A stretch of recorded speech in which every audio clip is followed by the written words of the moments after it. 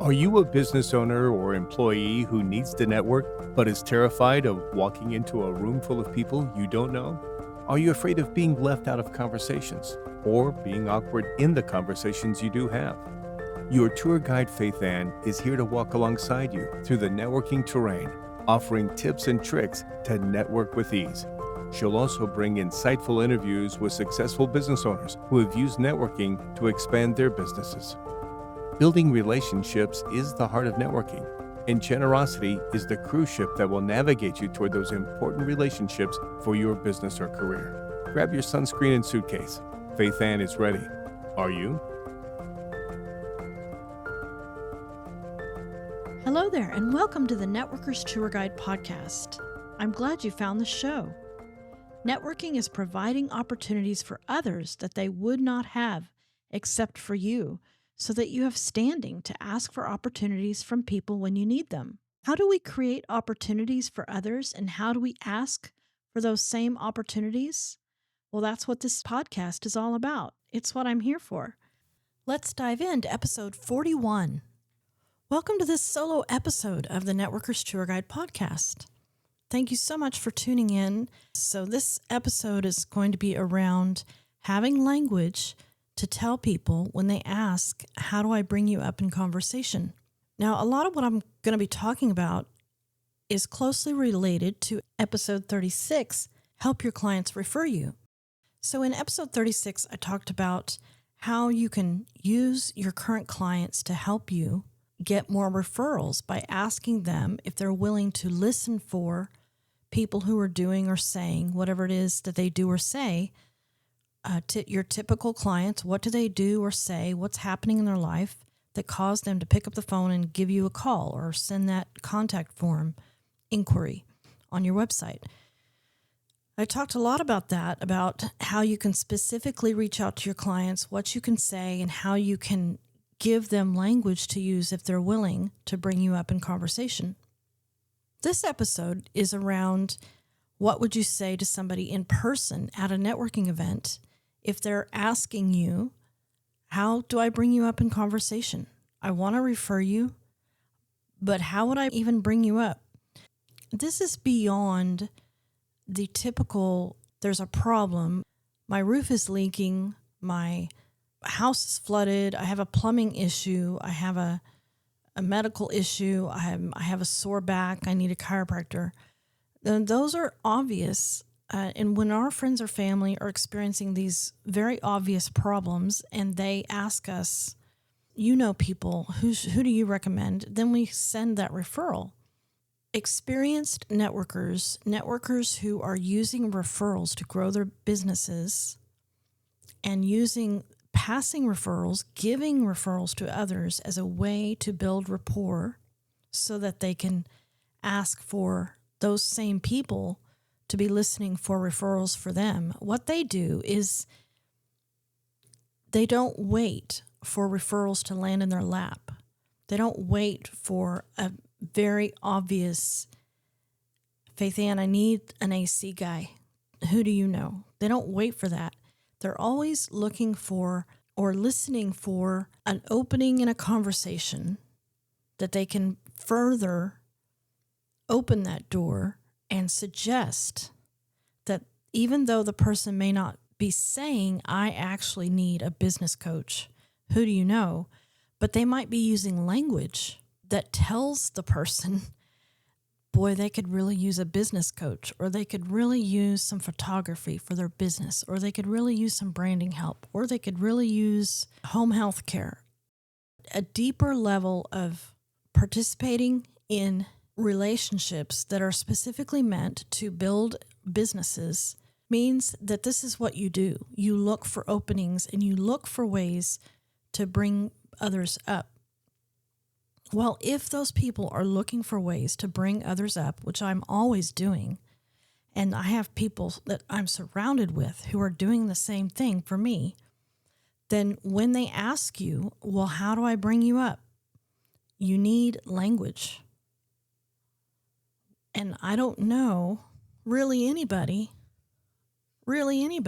I can really help anybody. I hear that so often. And when you say that, then you're putting this great burden on the person who's asking you. Well, if anybody is a potential client for you, then that means anybody that I talk to, if I'm going to be doing what I would like to do is listening for opportunities to bring you up, I have to do that with essentially every person I talk to. I don't want to do that. So have some language. It's very similar to when you ask your clients to refer you, you give them the language to bring you up. It's very similar to when you're standing up and introducing yourself, you give the people in the room the language to listen for and the language to bring you up. It's so similar. So you may be just in a conversation and someone says, well, how do I bring you up? And I will say that the quality of people that you surround yourself with determines how often you're going to get asked this question. Business relationships that are founded on passing and receiving referrals are those relationships where you're going to get asked, well, how do I bring you up? So the salesy salesperson at the networking meeting that's just blanket shooting their business cards to everybody in the room and is only interested in walking away from that meeting with a prospect isn't going to ask you, well, if I want to refer you, how do I bring you up? People who are committed to networking groups, to showing up consistently week after week or month after month, depending on how often the meeting meets, those are the people, your cheerleaders, the ones who care about you, the ones who are asking about your personal life as well as your business life. Those are the people that are probably going to ask you, how do I bring you up? If I'm standing in the middle of a referral for you, how will I know? Have some language. And you can go back to the episodes of the 4-part series around your elevator pitch. Episodes 16, 17, 18, and 19, and 20 are all around crafting language that helps people understand when they're standing in the middle of a referral for you. So you go back and listen to those, and you just take that language that you would say in your introduction, if you're going to get very specific, which I recommend you do, and tweak it a little bit to make it sound a little bit more conversational so that when you're talking to those people, either in a one-to-one or in a meeting, just open networking, you have something that's short but very, very clear so that people know, oh, okay, well, when your XYZ is doing or saying ABC, then that's a good client for me. Great. And they might ask you, okay, and then how would I bring you up in that case, in that situation? How might I bring you up? And you say, well, you could ask.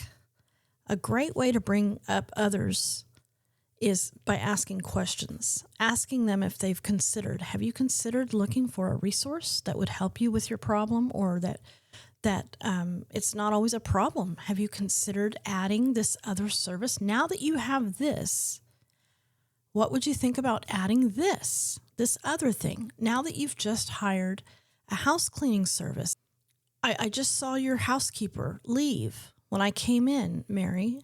Oh, yeah, I just hired her. I'm so pleased with the work she's doing. That's wonderful. Have you thought about hiring a window cleaner too?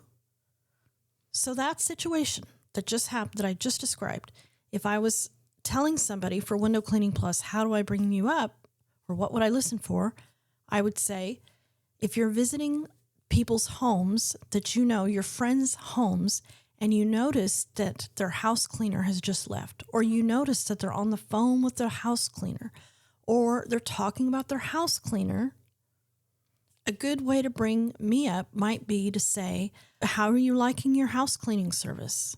How did you find your house cleaning service? Have you ever thought about having a service for the windows too? To you as the business owner, this seems so obvious, but we only know a shadow. We do not know what you do. We know a shadow of what you do.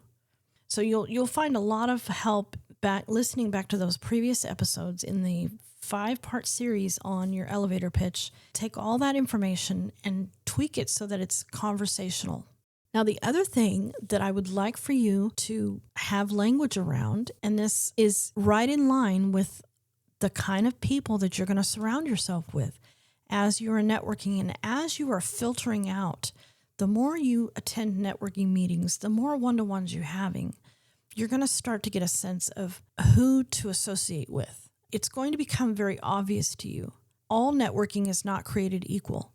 And you're going to find the people in the meetings that you don't like, and then you're going to find meetings and people that you love, that you very much want to be around. Because the more you participate in it, the more distinctions you're going to see, and you're going to be observing behavior, and you're going to be interacting, and you're going to be judging those interactions that you're having, both good and bad. Hi, listeners. Do you struggle when it comes time to deliver your introduction or pitch at your networking meetings? Faithann has put together the 8 tips she uses to make her introduction stand out when she networks. And now you can use them too. Imagine walking into your next event with confidence, knowing exactly how to stand out so people actually remember you. These tips are designed to spark your creativity so you can bring more personality, energy, and originality into your introduction, helping you feel more confident and making it easier for people to connect with you. Grab your free copy of 8 Ways to Make Your Introduction Stand Out by clicking the link in the show notes and download it today. Hopefully you will gravitate more towards the people who are out to help you rather than the people who are just there to sell to you. So those people who are wanting to help you are inevitably going to ask, how can I support you right now? In addition to asking, well, how do I bring you up in conversation? They might just ask a more general question. How can I support you right now? I'm asked this all the time. And that tells me that I'm in the right place when I'm asked this question. Now, the first time I was asked this question was several years ago at a one-to-one, and it really took me aback. And it made me quite nervous because no one had ever asked me that. As a business owner, no one had ever asked me, how can I support you? And here I have this one-to-one early in my networking, and I was taken aback because I didn't have an answer.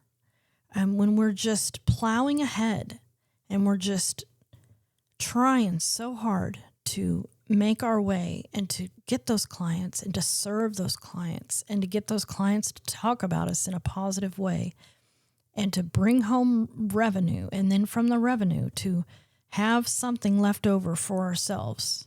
I mean, I know what I'm doing, but we don't ever stop and think, well, how could somebody else support me? Because we're so busy doing. So have an answer. Have a clear, concise answer. Have a grateful heart when you're asked. Thank the person for asking and have an answer. If you have to think about it, it's not the worst thing in the world if you have to think about it. And I will say you don't want to answer immediately. You do want to give a slight pause, more of a pause of appreciation, just like it's hitting you. Oh my gosh. I am so glad I'm sitting across from this person right now. I'm in the right place. So a pause like that, but not a pause where you're searching in your mind, and they'll be able to tell the difference. So a pause of gratitude and then say, what is it? What is it that people can do to support you? And ask for what you want. Don't edit. And I wouldn't recommend saying, well, how you can support me is to buy my thing. Because that's really not what they're asking. Because if they wanted to buy your thing, they'd buy your thing. They don't need your thing, whatever it is, but they want to support you. So there's many, many ways they can do that. And if you'll tell them, they will. Because the fact they're asking means they will. Make it easy and make it clear. I have a default answer to this question. If I'm not pushing or if I'm not trying to promote a class or a platform at the time when someone asks me this, I will ask that they share a podcast episode. I will say, thank you so much for asking. I would love it if you would share my latest podcast episode. And then I tell them who I want them to share it with. I don't want them just to share it. I want them to share it with. And then I will say, that business owner. I would love if you could share my latest podcast episode with the business owner that does a lot of traveling. So like a mobile banker or a mobile mechanic, home organizer, anyone who spends a lot of I use the word anyone. Those business owners that spend a lot of time in their cars for their work, I would love it if you'd share my latest podcast episode with those people. And you could just send them a text and see how you tell them. You could just send them a text. I'll send you the episode and you just copy and paste it and send them a text and say, here's a great podcast episode all around networking. And since you travel a lot for your work, I thought you might like to listen to it. I mean, it's as simple as that. And now that person who hears that request can decide if they want to do that or not. And if they're genuine and they're genuinely wanting to support you, more than likely they will do it. I mean, if they forget, they forget, and that happens a lot too. But what a wonderful question to be asked. Because it's such a wonderful question, match the genuineness and the heart of that question with an answer that's good, not one that you just thought of at the top, in that moment under pressure. If you're pushing something specific, say, I would love it if you would share about my whatever it is, and then make it easy for them to share. Have an answer for that question. Have an answer for these two questions. How do I bring you up? And how can I support you today? And I was surprised at how taken aback I was when I was asked this question. Physically, in my little heart just started racing the first time I was asked this. And it's odd that such a simple question would do that, but I just think that we try and we grind so hard, and then we're taken aback when somebody really, really cares about us in a way that we weren't expecting. All right, I'm going to end this episode with a picture. Recently, I was driving home, and I was going under a bridge, and you know how on either sides of the bridge there's embankments, and there, grass grows. And I was watching this little kid, and he was pushing a lawnmower. And it was 3:30 in the afternoon in Oklahoma heat, and the kid could barely clear the top of the handlebars. He was barely tall enough to even see over the handlebar. And he's pushing it straight uphill, straight up that hill. And I looked at him, and immediately what came to my mind was, that's what it's like being a business owner. You're pushing straight up a hill. You can barely see up over the handlebar. It's hot. You're exerting all of your might towards an end. It's not in any way easy. If that resonates with you, this picture of just hard, get some people around you. You found this podcast. That's a great start. Find some other business owners who want to get to know you, who want to build a relationship with you so that they can pass referrals to you and so that they can educate you on how you might help them. It's so good for you, and let's make it a little easier for everybody. Thank you so much for listening. Please share this episode with the business owners that travel, do a lot of traveling. Also, you could share this episode with those business owners who love to learn new things. That would be a perfect way that you could support this podcast. The business owner who maybe loves to learn about personalities, all the different personality tests that are out there, or loves to learn about ways to be more efficient. In any kind of business owner that you are close to, that you have influence over, that loves to learn new things, that would be a great person to just take a few minutes and pass this episode to that person and say, Mary, I admire you for always wanting to learn new things in your business and to make your business better by more knowledge. And I think this podcast might be something really good for you. Give it a listen. As always, I'm grateful for your attention. Go and network, and let's try and make our lawnmowers maybe a little bit more level. Not that we're having to push so hard up that hill. You've been listening to the Networkers Tour Guide podcast with Faithann Basor. Share this episode with a friend, and be sure to come back next week for more networking tips and tricks from the Networkers Tour Guide.